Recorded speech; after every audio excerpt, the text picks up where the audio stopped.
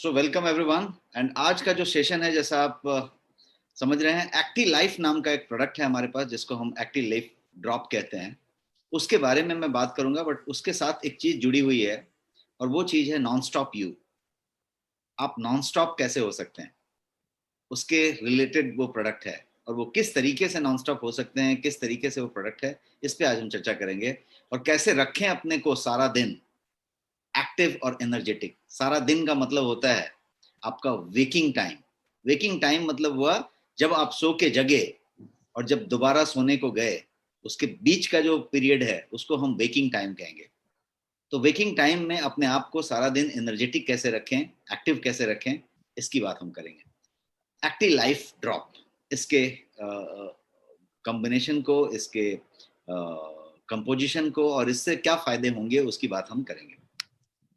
इसको समझने के साथ साथ पहला एक सवाल पूछ के मैं आगे बढ़ना चाहता हूं। यहाँ पे एक मिनट में जरा स्क्रीन को सेट कर लूं।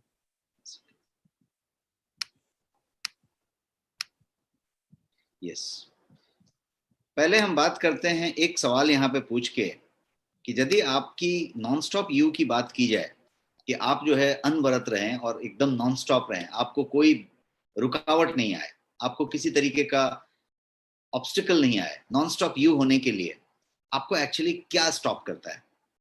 What stops you? आप अपना आंसर टाइप कर सकते हैं, मैंने चैट आपका खोल के रखा है। क्या आपको लगता है कि आपको स्टॉप कर सकता है? आप जब बढ़ते रहते हैं तो आपको एक्चुअली क्या स्टॉप कर सकता है? कोई ऐसी चीज जो आपको नॉन स्टॉप यू नहीं बनने देता है? सुस्ती, थकान, लेजीनेस, वेरी क्लोज आंसर्स, और बहुत बहुत बढ़िया आंसर्स है ये सारा। इसकी बात हम कर रहे हैं, बट इन सब के कारण की तरफ मैं जाना चाहता हूं। और इसका कारण क्या है?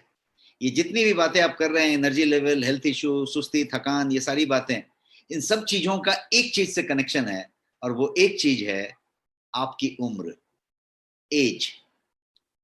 एज जो आपका है वो जैसे जैसे बढ़ता जाता है वैसे वैसे ये सारी चीजें बढ़ती जाती है। एक छोटे बच्चे को देंगे तो उसके अंदर पूरी एनर्जी होती है। आप समझ नहीं पाते कि वो इतनी एनर्जी उसके पास आ कहां से रही है। वो कूद रहा है तो कूद ही रहा है, दौड़ रहा है तो दौड़ ही रहा है, वो एकदम एक्टिव है। उससे थोड़ा बड़ा, उससे थोड़ा बड़ा, उससे थोड़ा बड़ा, अब जो है वो जो एनर्जी लेवल आपकी है वो जो कम होती जा रही है, वो किसी डिजीज की वजह से हो रही है, किसी डिस्कम्फर्ट की वजह से हो रही है, किसी तकलीफ की वजह से हो रही है, तनाव की वजह से हो रही है, बहुत सारी वजहों से हो रही है, जिसको हम आगे थोड़ा और एनालाइज करके समझेंगे। अभी इस स्लाइड पे हम इतना समझ के चलें कि आपका उम्र जो है वो एक ऐसा चीज है जो आपके नॉन स्टॉप यू में बाधा है। जितनी एनर्जी आपके पास 10 साल पहले थी और अभी में फर्क है, और 10 साल के बाद उसमें भी फर्क आ जाएगा। तो ये फर्क जो आने वाली चीज है वो जो है आपको जो रोक रहा है उसका नाम है उम्र। और यहाँ पे मैंने आपके सामने एक तस्वीर रखी है जिसमें हैंड्स को देख के आप उम्र का अंदाजा लगा सकते हैं और समझ सकते हैं कि एक जो है एकदम एजेड है और एक जो है थोड़ा कम एज से आता चला गया है। तो जैसे जैसे हमारी उम्र बढ़ती जाती है, जैसे जैसे हम उम्र के मामले में प्रोग्रेस करते चले जाते हैं, वैसे वैसे हमारे बॉडी में, हमारे शरीर में चेंजेस आते चले जाते हैं, कंटिन्यूअस चेंज आते चले जाते हैं। और ये चेंज जो है हमारी बॉडी के सेल्स को बदलता है, कोशिकाओं में चेंज आती है, बॉडी के ऑर्गन्स में चेंज आती है, बॉडी के सिस्टम में चेंज आती है, जिस तरीके से हम मेटाबॉलिज्म करते हैं उसमें चेंज आती है, मेटाबॉलिक एक्टिविटी जो होता है, मेटाबॉलिज्म का जो रेट होता है उसमें कमी आती है, और ये सब कमी आती चली जाती है। और जब ये आती है तो ये हमारा हाथ इस तरीके से होते जाता है, हाथ ही नहीं, हमारा चेहरा, हमारा व्यवहार, हमारा तरीका, हमारा एनर्जी लेवल, हमारा रिस्पॉन्ड करने का तरीका, हमारे जोश में कमी, हमारे तरीके में कमी, ये सारा कुछ अपने आप सेट होता चला जाता है। मुद्दा एक जगह से शुरू होता है, वो है उम्र का, और उम्र से बातें होती है। अब एक और चीज पे हम चर्चा करेंगे कि ये उम्र जो होती है वो कुछ लोगों की बहुत जल्दी बढ़ जाती है, कुछ लोगों की देर से बढ़ती है। कुछ लोग ऐसे होते हैं जो बहुत ज्यादा उम्र के हैं फिर भी एकदम जवान की तरह बिहेव करते हैं। उनका नजरिया, उनका तरीका, उनका एक्शन, उनका पूरा का पूरा एक्टिविटी, सब कुछ किसी युवा से भी काफी ज्यादा एक्टिव होता है। और कुछ लोग बहुत युवा होते हैं, 25 साल और 30 साल और 35 साल के होते हैं, लेकिन उनकी जो पूरी की पूरी एनर्जी लेवल होती है उनकी पूरी की पूरी जो प्रेजेंटेशन होती है, उनका पूरा जो एफर्ट होता है, वो शायद 50 साल वाले का, 45 साल वाले का हो जाता है। तो ये क्या हो रहा है, ये उम्र तो सेम रही, लेकिन उम्र में भी पहले ही आप ज्यादा उम्र के हो गए। आपकी बॉडी एज, आपकी जो कैलेंडर एज है, उससे ज्यादा हो गई और आप फिर हो गए। अब ये हो सकता है कि आप बीमार हो गए, हो सकता है कि आपके ऑर्गन में कोई तकलीफ हो सकता है आपको ओबेसिटी हो गई, आपको ओवरवेट हो गए, तो ऑर्गन जो है बहुत ज्यादा काम कर रहा है। हो सकता है किसी को डायबिटीज हो गया, किसी को कुछ और हो गया। तो क्या हो गया, ऑर्गन्स जो है ज्यादा पुराने होते चले गए, ज्यादा थकते चले गए, तो वो एनर्जी, वो स्टेमिना, वो एनर्जी लेवल, वो सब चीजें धीरे धीरे धीरे धीरे चेंज हो गई। तो ये जो वही मैंने बताया कि कोशिकाओं में चेंज होगा, बॉडी के सेल्स में चेंज होगा, ऑर्गन्स में चेंज होगा, बॉडी के सिस्टम के अंदर चेंज होगा, बॉडी का व्यवहार करने के तरीके में चेंज, ये सारा कुछ आपके उम्र के हिसाब से होगा। बट इसमें एक पॉइंट जो समझने वाली है, जिसको आगे के स्लाइड में हम इस्तेमाल करने वाले हैं, वो ये पॉइंट कि आपकी उम्र जितनी है उससे ज्यादा भी हो सकती है एक्चुअल में, और उससे कम भी हो सकती है, डिपेंडिंग ऑन आप कितना मेंटेन है और आप कैसे चल रहे हैं। अब इस मेंटेन की बात करें तो एक पॉइंट आती है oxidative stress. Excess oxidative stress की बात यदि की जाए तो वो डायरेक्टली कनेक्टेड है, डायरेक्टली एसोसिएटेड है आपके सारे के सारे ऑलमोस्ट ऑल डिसऑर्डर्स की बात आप कर लें जो रिलेटेड टू एज है, उससे एक चीज कनेक्टेड है और उसका नाम है ऑक्सीडेसिव स्ट्रेस। आपकी उम्र यदि बढ़ रही है, उम्र बढ़ने के सिम्टम्स आ रहे हैं, तो एक ही चीज हो रही है, ऑक्सीडेसिव स्ट्रेस हो रहा है। और ऑक्सीडेसिव स्ट्रेस के लिए आपको मैंने एक नॉर्मल सेल दिखाया है, और बाद में जो लास्ट वाला है वो जो है ऑक्सीडेसिव स्ट्रेस हुआ हुआ सेल है। तो ये पूरा का पूरा कोशिका में ये तरीके का डैमेज होगा, इस तरीके की सिचुएशन होगी। अब बात करते हैं नॉर्मल एजिंग की, और ये डैमेज को पहले थोड़ा और समझते हैं और नॉर्मल एजिंग को इसके साथ मिला के समझते हैं। नॉर्मल एजिंग कैसे होगी? नॉर्मल एजिंग का मतलब हुआ कि हर एक आदमी जो जन्मा है उसको इस दुनिया से जाना है, उसकी उम्र पूरी होनी है, तो नॉर्मल एजिंग तो होनी है। आदमी का जब उम्र 60 साल हो जाएगा तो उसकी डिफरेंट सिचुएशन होगी, 80 हो जाएगा डिफरेंट सिचुएशन होगी, 90 हो जाएगा डिफरेंट सिचुएशन होगी। आदमी जब 20 साल का होगा तो डिफरेंट होगा, 35 साल का होगा तो डिफरेंट होगा, ये चलता जाएगा। यहाँ पे मैंने किस तरीके से कोशिकाओं का एजिंग होता है, न्यू सेल फॉर्मेशन और जो डिस्ट्रक्शन ऑफ डेड सेल है, उसको मैंने ग्राफ के जरिए आपको दिखाने की कोशिश की है। क्योंकि कोशिकाएं बन रही हैं लगातार, नए कोशिकाओं का निर्माण हो रहा है, और पुरानी कोशिकाएं, डेड कोशिकाएं डेड होती जा रही हैं। तो क्या हो रहा है, निर्माण हो रहा है और अंत भी हो रहा है, उसका विनाश भी हो रहा है, खत्म भी हो रहा है। तो इसकी बात यदि की जाए तो कुछ बन रहे हैं और कुछ बिगड़ते जा रहे हैं। कितने? लाखों की संख्या में। क्योंकि आपके कोशिकाओं की जो संख्या है, वो कोशिकाओं की संख्या ट्रिलियंस में है, मिलियंस नहीं है, ट्रिलियंस है। असंख्य कोशिकाएं हैं, और जब मिलियंस कोशिकाएं हैं, ट्रिलियंस कोशिकाएं हैं, तो हर एक सेकंड में कुछ हजार कोशिकाएं नई बन रही हैं और कुछ विघटित हो रही हैं, खत्म हो जा रही हैं, डेड हो जा रही हैं। ये प्रोसेस कंटिन्यूअस चालू है। जब हम बात कर रहे हैं तो ये प्रोसेस चालू है। हर फ्रैक्शन ऑफ सेकंड में नई कोशिकाएं बन रही हैं, पुरानी मर रही हैं, बन रही हैं, पुरानी मर रही हैं। अब मुद्दा इस बात का है कि कितनी बन रही हैं और कितनी मर रही हैं। बनने की संख्या ज्यादा है कि मरने की संख्या ज्यादा है? यदि बनने की संख्या ज्यादा है तो आप युवा होते जा रहे हैं, आप बढ़ रहे हैं, उम्र को अचीव करते जा रहे हैं। और यदि ये बिघटने की संख्या ज्यादा हो गई और बनने की संख्या कम हो गई, तो क्या हुआ, आप एजिंग में चले गए। अब आपकी उम्र ढलनी शुरू हो गई। तो आप चढ़ान पे थे और अब आप ढलान पे आ गए। तो बनने की संख्या और विघटित होने की संख्या, तो बनती कितनी है और विघटित कितनी होती है, ये एक बात हो गई। अब इसको यदि हम, आप मेरे नीचे के कुछ फिगर्स पे ध्यान दें, तो मैंने वहां पे एक फिगर आपके लिए रखा है कि 2:1। आपकी उम्र जब 25 साल तक है, तो 25 साल, ये मैं नॉर्मल बता रहा हूं, हो सकता है कि अब नॉर्मल भी हो सकता है कि 25 साल की उम्र, कम उम्र का भी रेशियो चेंज हो गया हो, बिकॉज उसकी लाइफस्टाइल, बिकॉज उसका खाने का तरीका, बिकॉज उसका जीने का तरीका, बिकॉज उसकी बीमारियां, व्हाटएवर। बट मैं एक नॉर्मल कंडीशन में बात कर रहा हूं कि नॉर्मल सिचुएशन होगा तो क्या होगा। नॉर्मल सिचुएशन होगा तो 2:1 का रेशियो होगा। पहला वाला फिगर पढ़िए, जिसमें आपकी उम्र यदि 25 साल तक है तो 25 साल तक ये रेशियो 2:1 रहेगा। 2:1 का मतलब क्या हुआ कि आपका जो है निर्माण जो है 2 हो रहा है, और विघटित जो हो रहा है वो 1 हो रहा है। आपका चढ़ान पे है, आप जो है और युवा होते जा रहे हैं। लेकिन 25 से ऊपर आप गए तो 25 से 40 के बीच में 25 to 40 ईयर्स ऑफ एज, ये माना गया है कि आप दूसरे वाले रेशियो में आ जाते हैं 1:1। मतलब एक जो है निर्माण है और एक ही विघटित भी हो रहा है, मतलब जितना बन रहा है उतना ही विघटित हो रहा है। और जब आप 40 से ऊपर बढ़ते हैं, इसीलिए 40 के ईयर को, 40 साल की उम्र को बहुत क्रिटिकल कहा जाता है, क्योंकि उसके बाद आपको आपका बहुत ज्यादा ध्यान रखना है, बहुत ज्यादा ध्यान रखना है। आप 40 क्रॉस कर गए, आप देखिएगा 40 जैसे ही आप क्रॉस करते हैं आपको इनवेरिएबली चश्मा लगाने की जरूरत पड़ती है, रीडिंग ग्लास लगाने की जरूरत पड़ती है। किसी को 38 में पड़ जाएगी, किसी को 42 43 में पड़ जाएगी, लेकिन चश्मे की जरूरत पड़ेगी, रीडिंग ग्लास लगेगा। क्या हो रहा है, आप उस 40 के आसपास आ गए हैं। ये कोई एक्यूरेट गिना हुआ नहीं है, बट एक स्वस्थ आदमी के लिए ये मानक लिया गया है। तो 40 और 60 के बीच में ये रेशियो 1:2 हो जाता है।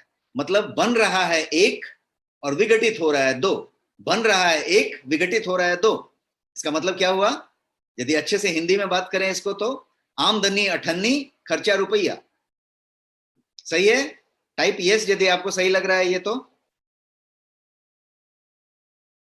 यदि आप इसकी बात करें कि आपका बन रहा है एक कोशिकाएं और विघटित हो रही हैं दो, 40 से 60 के बीच में आप आ गए हैं, तो क्या हो रहा है एक्चुअली, आमदनी अठन्नी हो रही है, खर्चा रुपया हो रहा है। कितना दिन चलने वाला है? इसका मतलब ये हुआ कि अब आप ढलान पे आ गए, अब नीचे जा रहे हैं, अब एज धीरे धीरे धीरे धीरे गिर रही है। और ये जो है नॉर्मल प्रोसीजर है, this is what is the life. इसी तरीके से एजिंग होगा। लेकिन एक शब्द है जिसका नाम है हेल्दी एजिंग। हम स्वस्थ तरीके से एजिंग हो रहे हैं क्या? जब होना चाहिए तब हो रहे हैं क्या, कि पहले ही हो रहे हैं? समय से पहले एजिंग हो रहे हैं कि समय के साथ एजिंग हो रहे हैं? हर आदमी 60 साल का होगा तो 60 साल का लगेगा, 80 साल का होगा तो 80 साल का लगेगा। और यदि 80 में 80 का लगेगा, 60 में 60 का लगेगा, तो 100 साल जिएगा, 120 साल जिएगा। लेकिन यदि वो 60 में ही 80 का दिखने लगे, 45 में ही वो 60 का दिखने लगे, तो 60 में ही खत्म हो जाएगा, 65 में ही खत्म हो जाएगा, 70 में ही खत्म हो जाएगा। एक्सीडेंट और कोई और तरह का डेथ अलग बात होगी, बट एक नॉर्मल जिंदगी की बात की जाए और नॉर्मल एजिंग की बात की जाए तो ये रेशियो है। अब यदि बियॉन्ड 60 जाए तो 1:3 माना गया है। मतलब बनेगा एक और विघटित होएगा तीन, 3 गुना विघटित होएगा, 1 गुना बनेगा। तो इसी तरीके से ये एजिंग बहुत तेजी से चलता चला जाता है। इसीलिए जब आप एज होते हैं तो आपको ज्यादा केयर की जरूरत होती है, ज्यादा सपोर्ट की जरूरत होती है, ज्यादा न्यूट्रिएंट की जरूरत होती है, आपको ज्यादा जो है बैलेंस न्यूट्रिशन लेने की जरूरत होती है, आपको ज्यादा एंटीऑक्सीडेंट की जरूरत होती है। मतलब आपको केयर लेना पड़ेगा आपका पूरा, तभी आप इस रेशियो को संभाल पाएंगे और दे पाएंगे। As we advance in terms of age, हमारा क्या होता है, ये डेड सेल का रेशियो जो है ग्रेजुअली कम होता चला जाता है। वो आपको हमारे रेशियो से यहाँ पे दिखाई पड़ रहा है। और ये बाद में जाके 1:4, 1:5 भी हो जाता है 90 की उम्र में जाके, उसके उम्र में जाके। बट आपको जान के ताजुब होगा कि आज के समय में, इस फास्ट फॉरवर्ड लाइफ में, इस भौतिक जिंदगी में, ये जो पूरा मॉडर्न लाइफ हम जी रहे हैं, मॉडर्न आहार खा रहे हैं, बड़े स्टाइल में फैशन वाली जिंदगी जी रहे हैं, इसमें ऐसी सिचुएशन है कि बहुत लोगों की 40 ईयर्स और 35 ईयर्स के एज में 1:3 का सिचुएशन हो चुका है। बन रहा है एक, बिगड़ रहा है तीन, इतनी कहानी हो चुकी है। तो उस चीजों को हम समझेंगे और उसके बाद जाएंगे। तो ये जो पूरा का पूरा प्रोसेस मैंने आपको बताया, ये प्रोसेस है नेचुरल एजिंग प्रोसेस। इसको कहेंगे नेचुरल एजिंग प्रोसेस।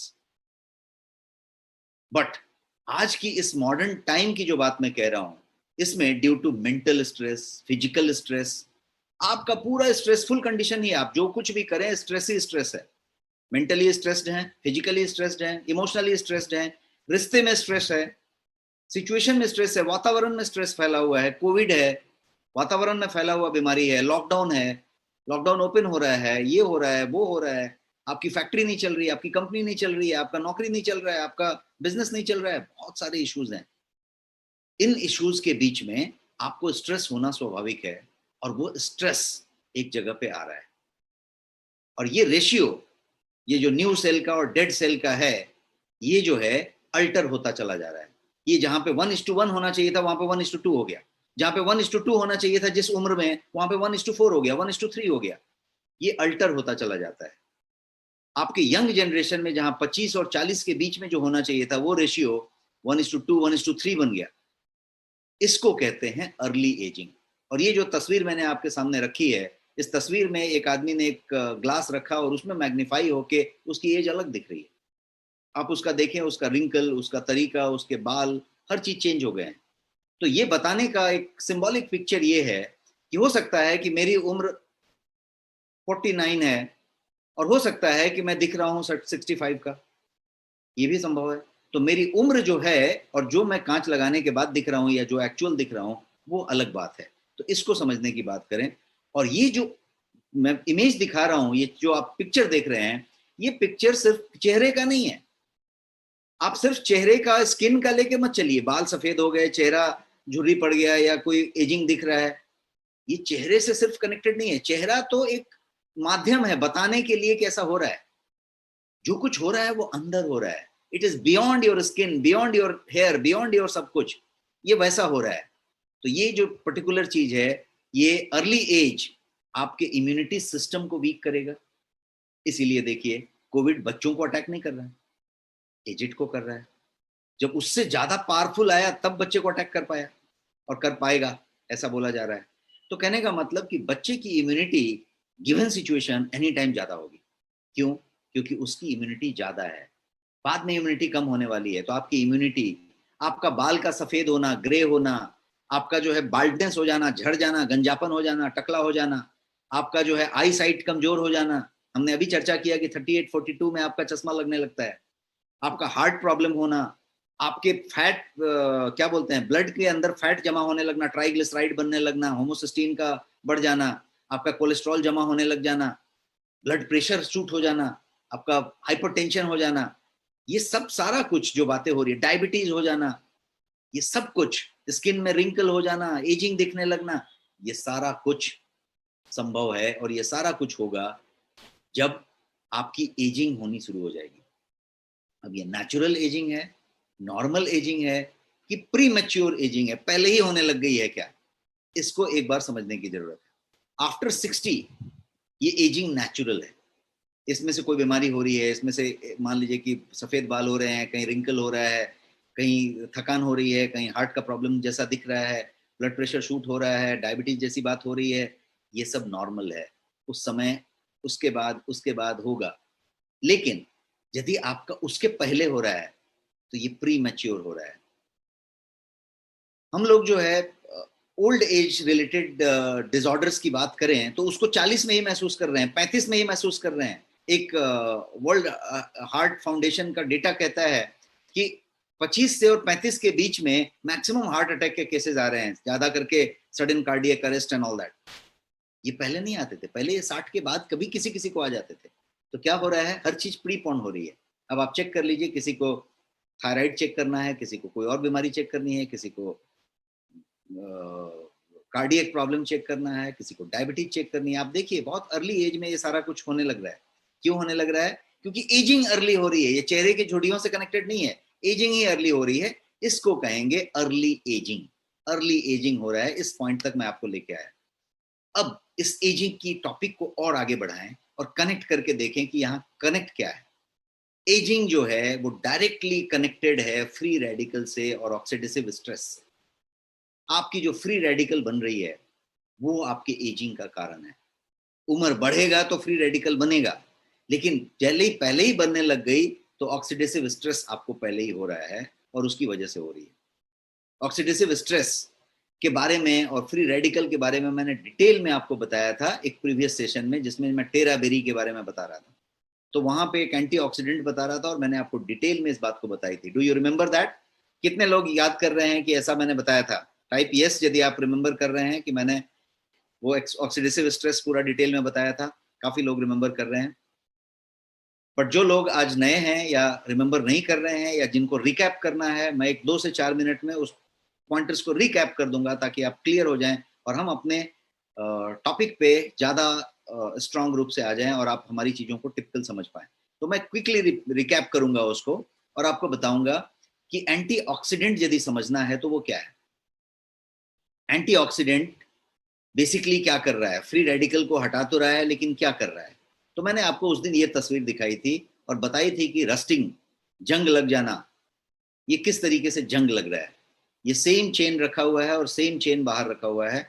ये चेन जब ऑक्सीडेट होएगा तो रस्टिंग हो जाएगी, इस तरीके का हो जाएगा। आपका मोटरसाइकिल का पहिया हो, आपका साइकिल का पहिया हो, यदि आप कोई सी शोर के इलाके में रहते हैं, जैसे मैं बॉम्बे में रहता हूँ, तो आप कैसा भी सामान रख दीजिए, वो दूसरे दिन रस्ट में आ जाएगा, रस्ट हो जाएगा, उसको 3 दिन 5 दिन में रस्ट हो जाएगा। क्यों रस्ट हो जाएगा?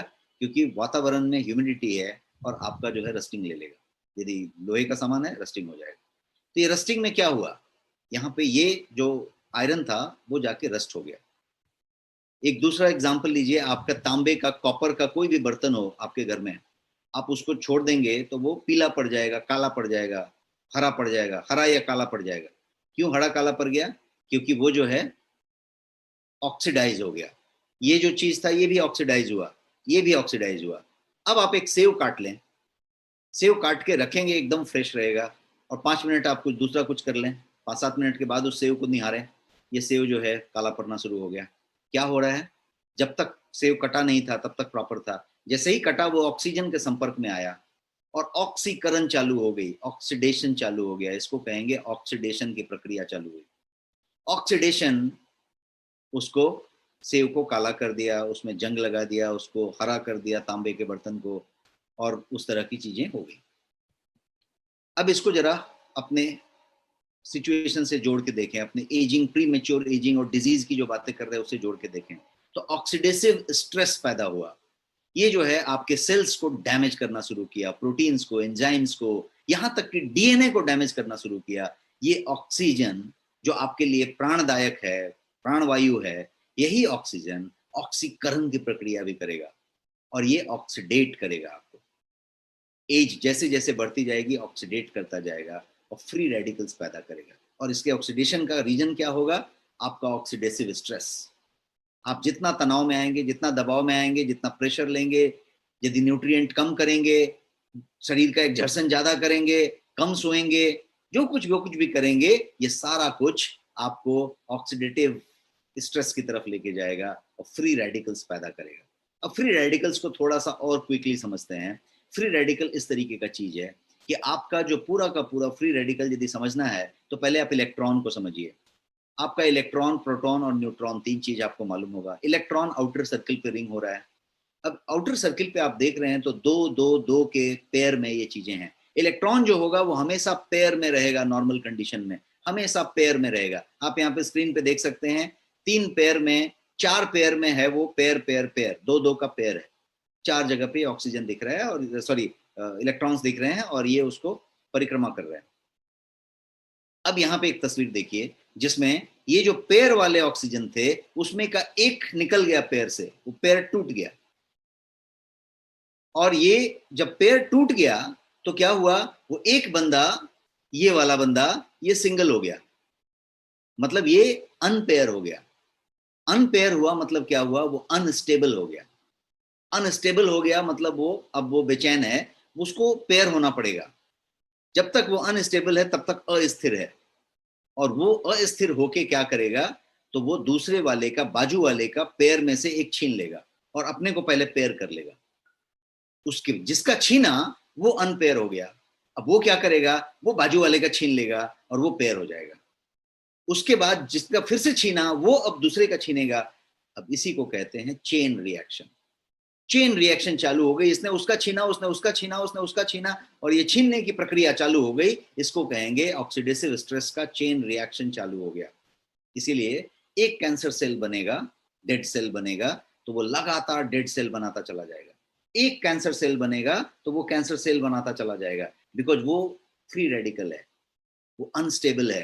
वो दूसरे का छीनेगा, वो दूसरे का छीनेगा, वो दूसरे का छीनेगा, और ये रिएक्शन चालू हो जाएगी और ये लगातार चलती जाएगी, चलती जाएगी। और कॉज की बात करें कि किस वजह से रिएक्शन चालू होगी, तो बहुत सारे रीजन होंगे। याद करने का फॉर्मूला यदि रखना है तो एसटी सेन मैं इसको कहता हूं, एसटी सेन। एसटी का मतलब होता है स्लीप, टॉक्सिन, और सेन का मतलब होता है स्ट्रेस, एक्सरसाइज और न्यूट्रिशन। यदि इसमें से किसी चीज के साथ छेड़छाड़ हो रही है, कोई चीज यदि कम मात्रा में, ज्यादा मात्रा में आ रहा है, स्लीप कम हुआ, प्रॉब्लम शुरू होएगा, ऑक्सीडेटिव स्ट्रेस चालू होएगा, फ्री रेडिकल बनना शुरू हो जाएगा। टॉक्सिन की मात्रा शरीर में ज्यादा आ रही है, स्ट्रेस चालू, ऑक्सीडेटिव स्ट्रेस चालू होएगा। स्ट्रेस ज्यादा ले रहे हैं, ऑक्सीडेटिव स्ट्रेस चालू होएगा।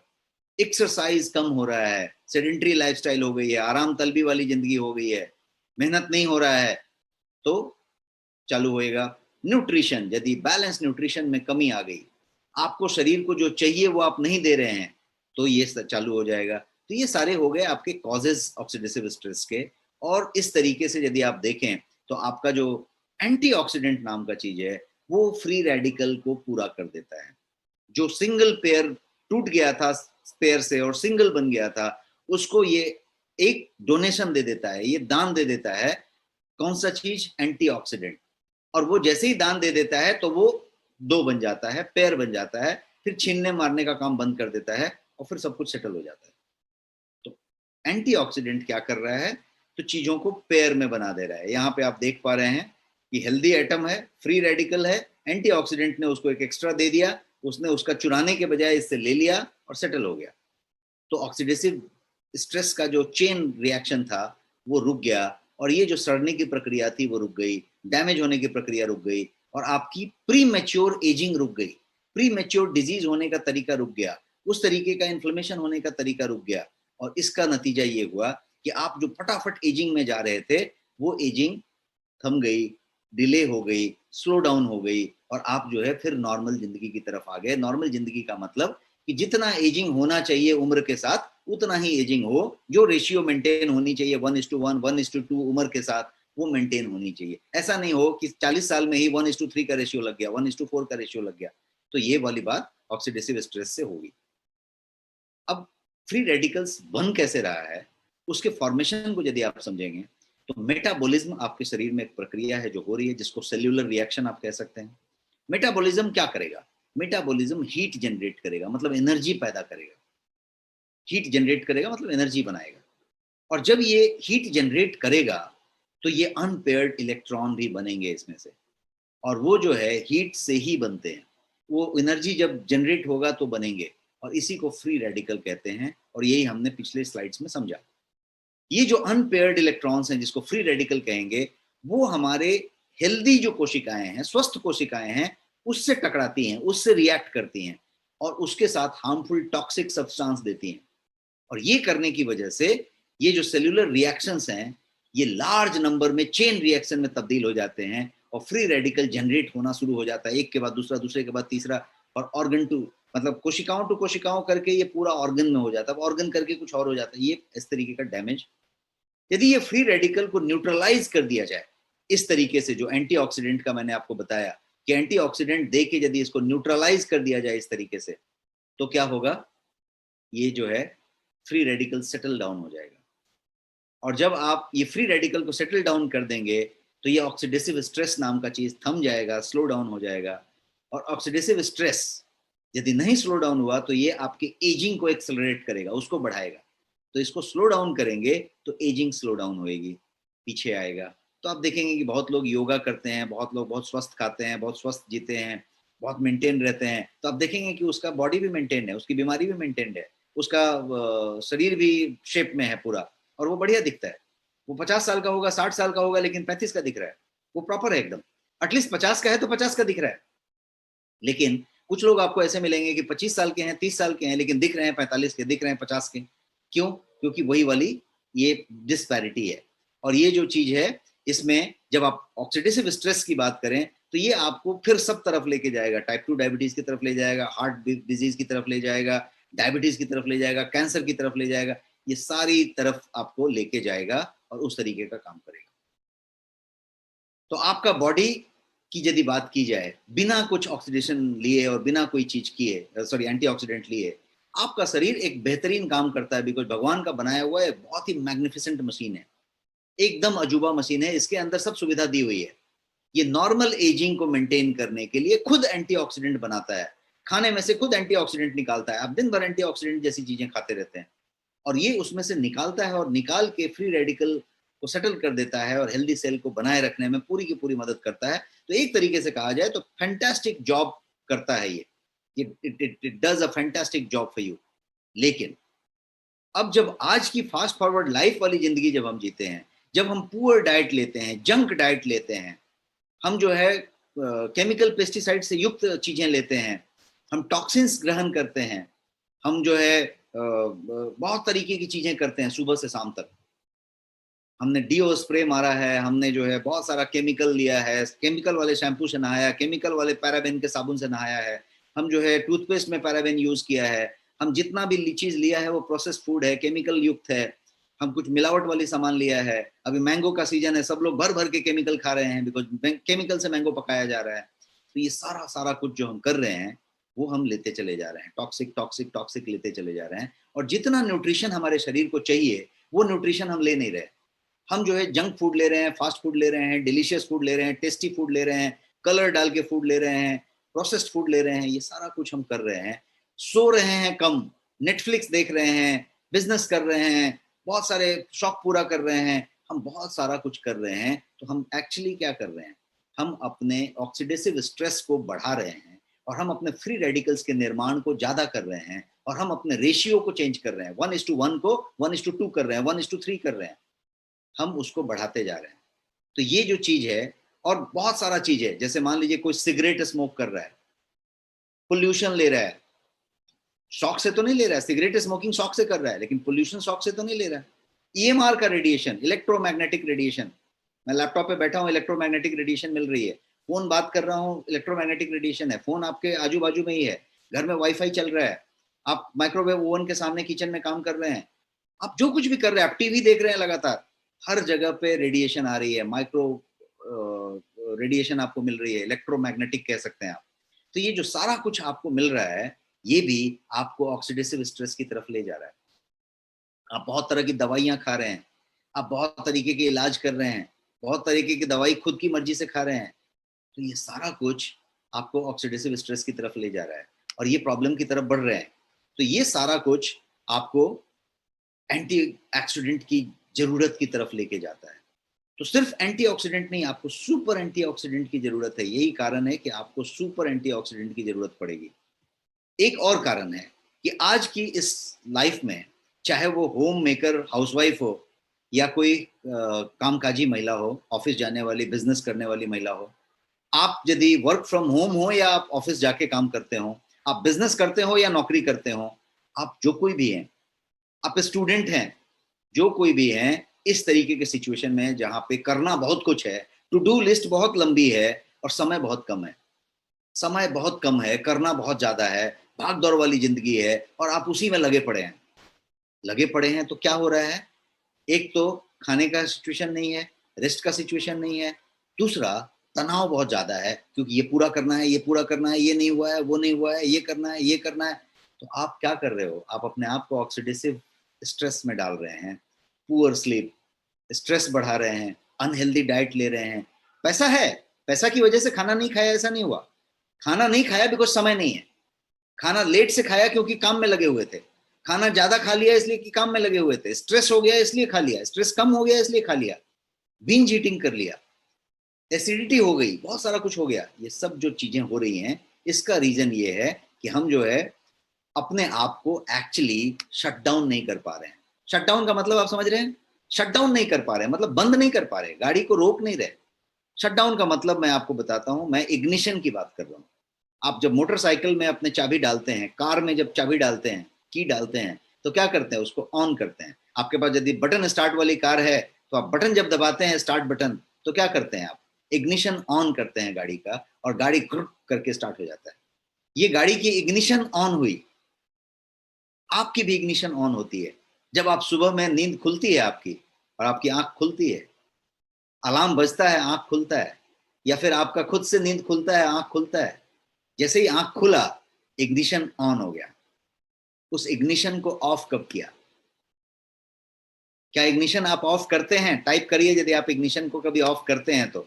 आप यदि, मैं ये मान लीजिए यहाँ से मैं पूना जा रहा हूँ या बॉम्बे से बड़ौदा जा रहा हूँ, कहीं जा रहा हूँ कार से, तो मैं क्या करूंगा, यहाँ से बॉम्बे से पूना जाते वक्त एक बार मैं मॉल पे कहीं रुक जाऊंगा बीच में। क्यों रुकूंगा, क्योंकि मैं कार के इग्निशन को ऑफ करना चाहता हूँ और 5-7 मिनट उसको ठंडा कर देना चाहता हूँ। मैं वहां पे कुछ ड्रिंक ले लूंगा या कोई स्नैक्स ले लूंगा या फिर वॉशरूम यूज कर लूंगा या व्हाटएवर, थोड़ा देर रुक जाऊंगा 5-7 मिनट। लेकिन आप देखेंगे कि आप लॉन्ग जर्नी पे जब होते हैं तो आप गाड़ी को एक बार स्टॉप करते हैं, क्योंकि गाड़ी हीट नहीं हो जाए, गाड़ी को एक बार इग्निशन को ऑफ कर देते हैं, चाबी बाहर निकाल लेते हैं। आप अपना चाबी कब बाहर निकालते हैं वो बताइए। क्या आप अपने इग्निशन को ऑफ करते हैं स्टार्ट होने के बाद? पहले के समय में 20 साल 25 साल पहले, 30 साल पहले, 15 साल पहले ऐसा होता था कि मैं अपने पिताजी के ऑफिस की बात करूं तो उस समय ऐसा होता था कि ऑफिस का एक टाइम होता था 10 to 5, 10 to 6, 6 बजे जब सारी फाइल बंद करके उठ गए तो उठ गए। अब ऑफिस बंद हो गया। अभी ऑफिस भी बंद नहीं होता, आपका काम भी बंद नहीं होता, क्योंकि आपके पास ये है और आपके पास ये है, लैपटॉप है। तो आप लगातार ऑन हैं, आपने इग्निशन को ऑफ ही नहीं किया, कभी ऑफ नहीं किया, लगे हुए हैं, चल रहा है, नींद में भी चल रहा है। तो ये जो आप इग्निशन को स्विच ऑफ नहीं कर रहे, ये भी एक कारण है कि आप अपने आप को ऑक्सीडेटिव स्ट्रेस के लिए पूरी तरीके से तैयारी कर दिया है, और वो तैयारी एक से दूसरे से कनेक्ट होता चला जाता है। और ये चीज बहुत चीजों से कनेक्टेड है, केवल वर्क नहीं है। आज की डेट में आप देखेंगे तो बहुत सारे ऐसे लोग हैं जो नेटफ्लिक्स के लिए आधी रात तक जगे रहते हैं, 3 बजे सुबह तक जगे रहते हैं और वो नेटफ्लिक्स देखते रहते हैं। बहुत लोग यूट्यूब देखते रहते हैं, बहुत लोग मनोरंजन करते रहते हैं, बहुत लोग फालतू के व्हाट्सएप फॉरवर्डर्स को ही देखते रहते हैं। अब मान लीजिए आप 10 ग्रुप में हैं, 15 ग्रुप में हैं, तो 15 जगह पे 15 तरह के मैसेज आएंगे, हर जगह पे 10-20 वीडियो आएगी, हर वीडियो 2-5 मिनट की होगी। तो आपके लिए तो उतना काम ऑलरेडी है। 8 घंटे 10 घंटे का वर्क कर रहे थे, 8 घंटे का बिजनेस था, अभी 8 घंटे का कुछ और मिल गया है करने को, तो कर ही रहे हैं ना लगातार। आप सोच रहे हैं कि मैं मनोरंजन कर रहा हूं, आप सोच रहे हैं मैं आराम कर रहा हूं, आप एक्चुअली इग्निशन ऑन रखा है, इग्निशन ऑफ नहीं हुआ है, इग्निशन चालू है। क्या चीज सफर है? नींद सफर है, नींद नहीं हो रहा है। क्या सफर है? न्यूट्रिशन सफर है, क्योंकि न्यूट्रिशन पूरा नहीं हो रहा है।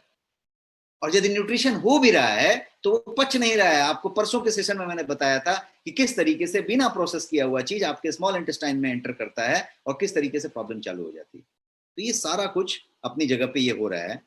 तो रिजल्ट क्या हुआ? रिजल्ट ये हुआ कि हमारा हेल्थ जो है डिटोरिएट होने लगता है, स्वास्थ्य गिरने लगता है, उम्र से पहले गिरने लगता है, हम एजिंग की तरफ बढ़ने लगते हैं, एजिंग स्टार्ट हो जाता है।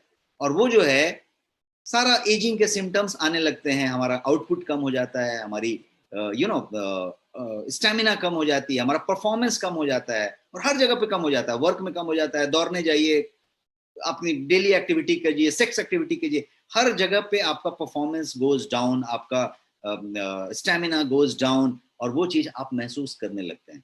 तो बहुत लोग आपको ऐसे मिलेंगे, आप देखिए कभी मीटिंग में आपको मिलेंगे या कभी बात करते हुए मिलेंगे कि उनसे आप बात कर रहे हैं, आदमी बहुत बढ़िया दिख रहा है, एकदम प्रॉब्लम नहीं है, एकदम खाया पिया बढ़िया आदमी है, लेकिन आप देखेंगे बात करते करते वो धीरे से उसकी आंखें बंद हो जाएंगी।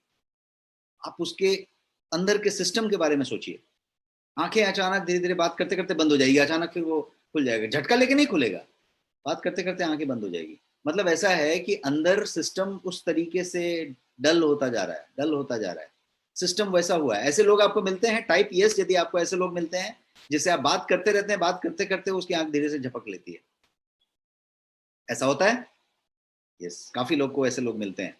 तो ये जो पर्टिकुलर चीज है, ये आपका परफॉर्मेंस कम करते जा रहा है, आपका फोकस, आपका कंसंट्रेशन, आपका एकाग्रचित्ता, आपका ध्यान, जितना आप फोकस से चीजें करते थे वो कम होता जा रहा है, कम होता जा रहा है।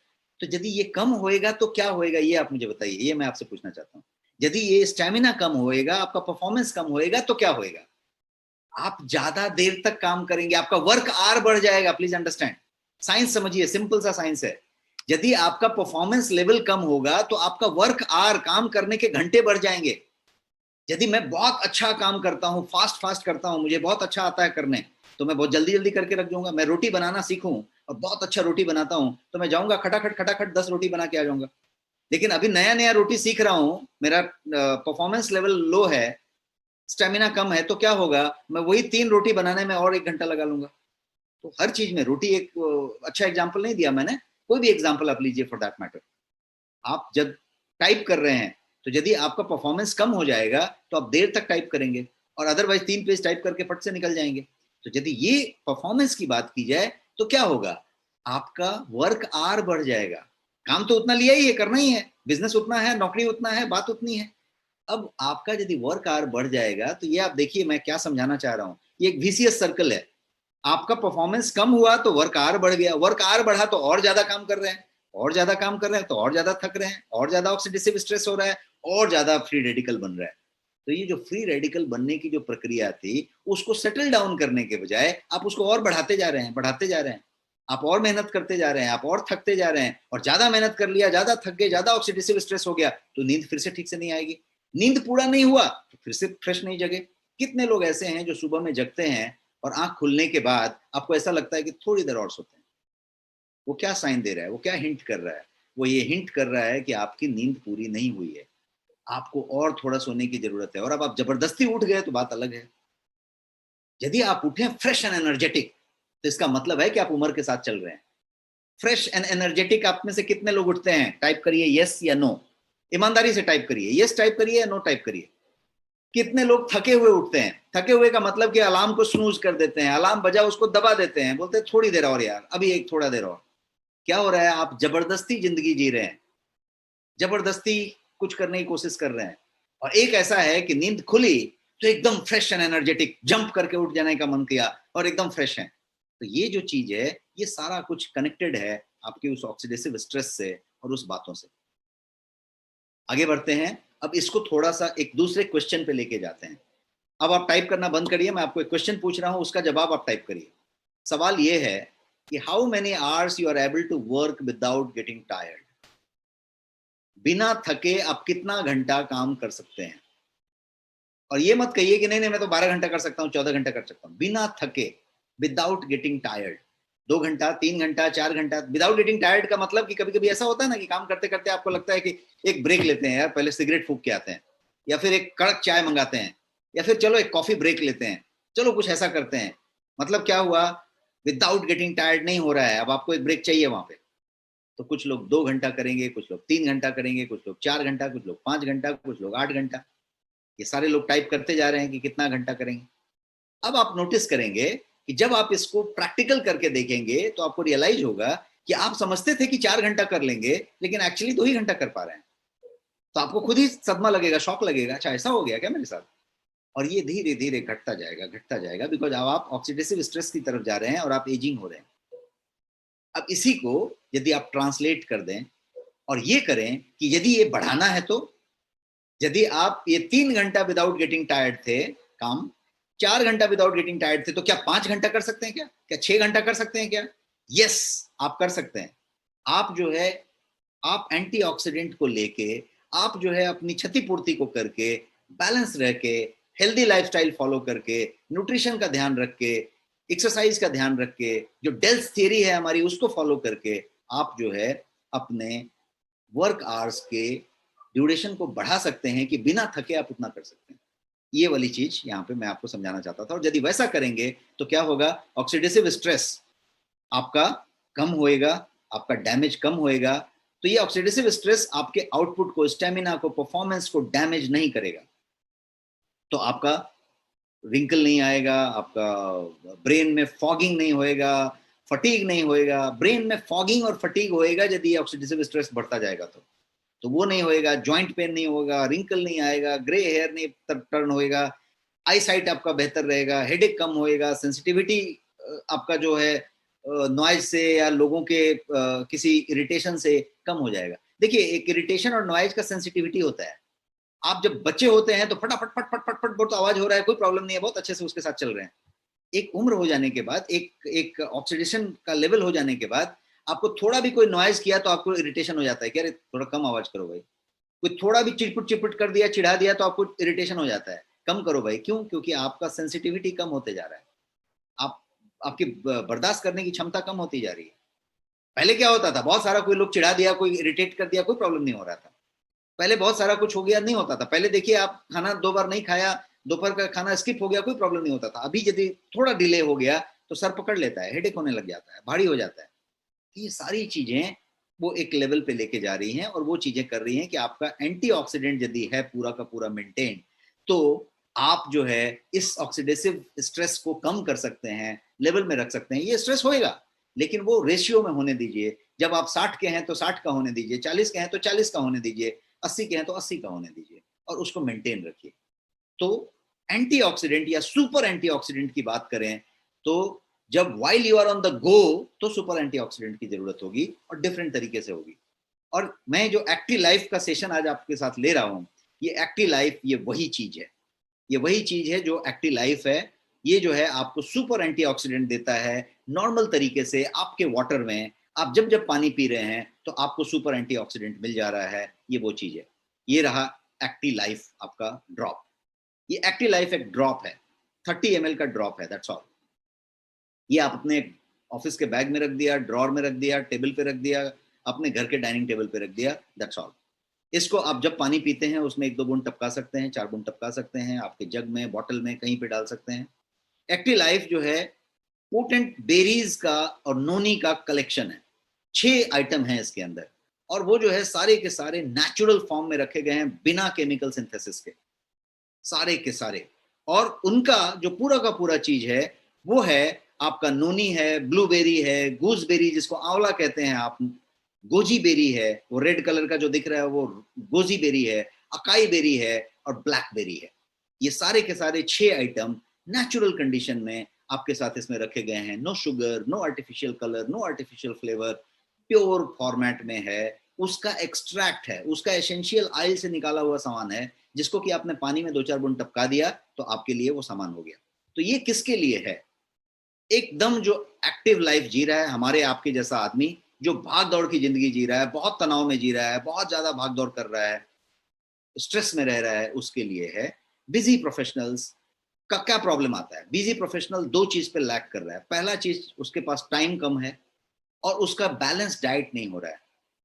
ये दोनों चीज लैक कर रहा है। और तीसरा भी लैक कर रहा है कि वो एक्सरसाइज जो करना चाहिए था, नॉर्मल एक्सरसाइज, वो नहीं कर पा रहा है, बिकॉज वो अफोर्ड नहीं कर सकता। उसके पास बहुत सारा काम पड़ा हुआ है तो वो अफोर्ड नहीं कर सकता। जानकार होगा तो भी अफोर्ड नहीं कर रहा। तो क्या हो रहा है? टाइम कम है, बैलेंस डाइट भी नहीं ले रहा, और सेडेंट्री लाइफ भी जी रहा है, आराम तलबी वाली जिंदगी पे आ गया है। तो ये सारा कुछ ऑक्सीडेटिव स्ट्रेस को बढ़ाने के लिए आ गया। इसके लिए जरूरी है कि आप जो है उसके ऑक्सीडेटिव स्ट्रेस के लिए एंटीऑक्सीडेंट की बात करें, और ये उसकी क्षतिपूर्ति कर रहा है। आप यहाँ पे देख रहे हैं ये सारा का सारा सामान है। 6 पावरफुल बेरीज हैं इसके अंदर, और ये इस तरीके से इसमें पैक्ड है। कोई भी आदमी जो एक्टिव और बहुत एक्टिव लाइफ जीने की बात कर रहा है, तो उसमें सेल लेवल पे यदि बात की जाए तो एक्टिव लाइफ क्या कर रहा है? ये ड्रॉप आपके सेल्यूलर लेवल पे काम कर रहा है, कोशिका लेवल पे, और फ्री रेडिकल्स को बनने से रोक रहा है, स्लो डाउन कर रहा है। तो ये जो क्रॉनिक डिजीज और प्रॉब्लम और एजिंग होने की बात हो रही है, उसमें मतलब कंट्रोल आ रहा है। 3 से 5 ड्रॉप आपने ग्लास में डाल दिया, बॉटल में डाल दिया, कोई डोज फिक्स नहीं है, आपके टेस्ट के हिसाब से आप डाल सकते हैं। 5-7 ड्रॉप काफी है, तो ये कर सकते हैं।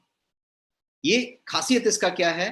तो बेरीज और नोनीज का ये नेचुरल कलेक्शन है, वो भी एक्सट्रैक्ट फॉर्म में, मतलब आपने उसका लीटर लेने के बजाय ऐसा है। No chemical, no dilution, all natural form में है, नेचुरल ड्रॉप है, और ये ट्रस्टेड फॉर्मेट है। तो इसमें आप देख रहे हो बेरीज का बेनिफिट है, पहला इसकी खासियत बताई जाए तो। दूसरा जो है वो ये है कि ये डे लॉन्ग एनर्जेटिक आपको रख सकता है। यदि आप इसको ले रहे हैं तो डे लॉन्ग एनर्जी को एक्सपेक्ट कर सकते हैं आप। ये जो है एंटी एजिंग का काम करेगा, बिकॉज फॉर्मूला एक ही है कि वो आपका ऑक्सीडेटिव स्ट्रेस को कम कर रहा है और फ्री रेडिकल बनने की बात को रोक रहा है। डेली डिटॉक्स का काम करेगा, बिकॉज इसके अंदर नोनी है और इसके अंदर डिटॉक्स वाले गोजी बेरी का अंश है। तो ये आपको डेली डिटॉक्स जो चाहिए वो कर रहा है, और आपको जो है स्ट्रेस रिलीफ करने की बात कर रहा है, बिकॉज ऑक्सीडेटिव स्ट्रेस को अरेस्ट कर रहा है, सीज कर रहा है। और इसके अंदर कोई मेडिसिन नहीं है, ये कोई दवाई है ही नहीं, इसीलिए इसका कोई साइड इफेक्ट नहीं है। ये कोई दवाई नहीं है, इसलिए कोई साइड इफेक्ट नहीं है, सो नो मेडिसिन। तो ये है। अब इसकी प्राइस की बात करें तो ये 299 रुपीज का एमआरपी है इसका, और इसका जो ऑफर प्राइस है वो है सिर्फ 249 रुपीज। ये पूरा का पूरा चीज 30 ml आपका 299 रुपीज का है, जो शायद आपके लिए 3-4 वीक्स आराम से चलेगा, एक व्यक्ति यदि यूज कर रहा है तो ये जो है 299 रुपीज का है। अब ये किसके लिए है? लास्ट पॉइंट यदि मैं आप बताऊं कि whom it is for, ये किसके लिए है? तो सबसे पहले तो ये क्रेजी बिजी लोगों के लिए है, जिसका हेक्टिक शेड्यूल है, स्ट्रेसफुल वर्किंग है, उनके लिए है। कोई स्मोकर है, सिगरेट फूंकने वाला आदमी है, उसके लिए ये बहुत जरूरी चीज है, बहुत बढ़िया चीज है। क्योंकि वो सिगरेट फूंकना धीरे धीरे कम करेगा, लेकिन जो सिगरेट फूंक रहा है, जितना वो फ्री रेडिकल्स पैदा कर रहा है, उसके लिए कहीं पे यदि उसको कंपनसेट करने की जरूरत है तो वो है। कितने लोग इसमें हैं जो सिगरेट पीते हैं? कैन यू टाइप यस यदि आप सिगरेट पीते हैं तो? इतने लोग सिगरेट पीते हैं जो धड़ाधड़ यस टाइप हो रहे हैं यहाँ पे। तो इतने लोग यहाँ पे सिगरेट पी रहे हैं, तो मैं ये कह रहा हूं कि जो सिगरेट पी रहे हैं उनको कॉस्ट की तो लैंग्वेज समझ में आएगी। आप शायद 2 पैकेट 3 पैकेट सिगरेट पीते हैं तो शायद कितने रुपए में पैकेट मिलती है, आई एम नॉट स्मोकर तो मुझे मालूम नहीं, लेकिन यदि एक सिगरेट का पैकेट आप ले रहे हैं तो एक इसका भी पैकेट, सिगरेट के साइज की ही पैकेट है ये, आप इसका भी पैकेट ले सकते हैं और कहीं पे थोड़ा बहुत तो कंपनसेट आप कर सकते हैं, उसकी बात हो रही है। एक और सेगमेंट है जिसके लिए बहुत बढ़िया है, और वो सेगमेंट है स्टूडेंट्स। आपके घर में बच्चे होंगे, कॉलेज में पढ़ते होंगे, स्कूल में पढ़ते होंगे, जिस भी जगह पे पढ़ रहे हैं, बच्चे जो है आज सबसे ज्यादा मेहनत कर रहे हैं। बच्चे जो है लॉन्ग आवर स्टडी कर रहे हैं, रात में स्टडी कर रहे हैं लगातार। अभी तो डिजिटल स्टडी कर रहे हैं, बिकॉज स्टडी फ्रॉम होम है, ऑनलाइन स्टडी है, तो वो पढ़ रहे हैं। और उसके बाद स्ट्रेस बहुत ज्यादा है, एग्जाम का स्ट्रेस है, एग्जाम का डेट कब आएगा, होगा कि नहीं होगा, पोस्टपोन्ड हो गया नहीं हो गया, सब तरह का स्ट्रेस है। तो यदि बच्चे हैं और यदि बच्चे पढ़ रहे हैं तो बच्चे का स्ट्रेस बहुत ज्यादा है, एग्जाम का फियर है, एग्जाम का स्ट्रेस है, बहुत तरह का, लॉन्ग ड्यूरेशन आवर्स है, आई स्ट्रेन है, तो बच्चों के लिए बहुत अच्छा है। और अगेन एक और सेगमेंट है जिसके लिए बहुत अच्छा है, यदि आपके पास एजिंग पेरेंट्स हैं, एजिंग पेरेंट्स हैं यदि आपके पास, जिनकी उम्र बढ़ रही है, 60 के ऊपर हैं, 70 के ऊपर हैं, 90 के ऊपर हैं, 80 के ऊपर हैं, तो उनके लिए ये बहुत अच्छा है, क्योंकि वहां पे ऑक्सीडेटिव स्ट्रेस बहुत ज्यादा हो रहा है, क्योंकि 1:4 हो चुका है, 1:3 हो चुका है, मतलब आमदनी अठन्नी हो रही है, खर्चा रुपया हो रहा है कोशिकाओं के निर्माण में और कोशिकाओं के डिस्ट्रक्शन में।